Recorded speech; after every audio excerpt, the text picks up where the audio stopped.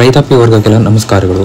ತುಂಬ ದಿವಸದಿಂದ ರೈತರುಗಳು ಕೇಳ್ತಾ ಇದ್ದಂಥ ತೆಂಗಿನ ಗರಿ ಇರ್ಬೋದು, ಅಡಿಕೆ ಗರಿ ಇರ್ಬೋದು, ತೆಂಗಿನ ಸಿಪ್ಪೆ ಇರ್ಬೋದು, ಇದೆಲ್ಲ ಕಟ್ ಮಾಡಿ ಪುಡಿ ಮಾಡಿ ಗೊಬ್ಬರ ಮಾಡುವಂಥ ಮಿಷಿನ್ ಯಾವ್ದು ಇದ್ರೆ ನೋಡಿ ಅಂತ ಹೇಳ್ತಾ ಇದ್ರಿ.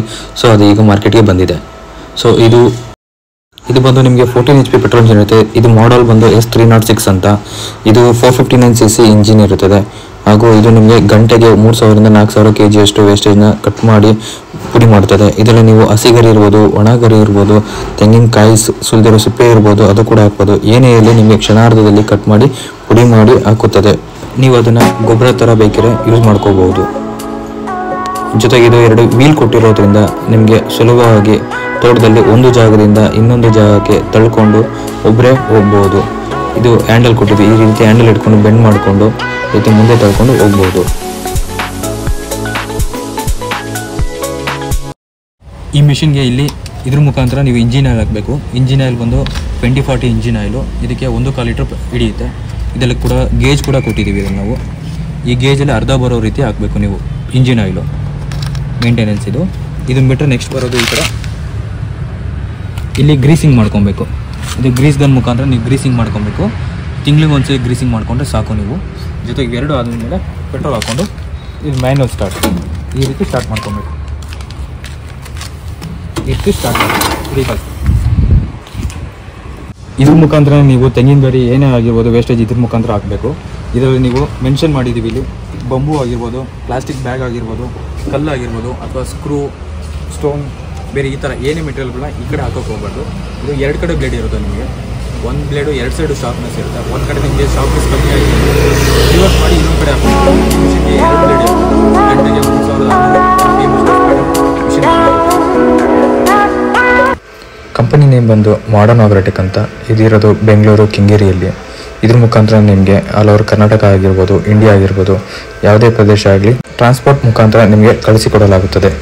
ಫೋನ್ ಮುಖಾಂತರನೇ ಆರ್ಡರ್ ಮಾಡಿ ಪೇಮೆಂಟ್ ಮಾಡಿದ್ರೆ ಇಲ್ಲಿಂದನೇ ಕಳಿಸಿಕೊಡಲಾಗುತ್ತದೆ.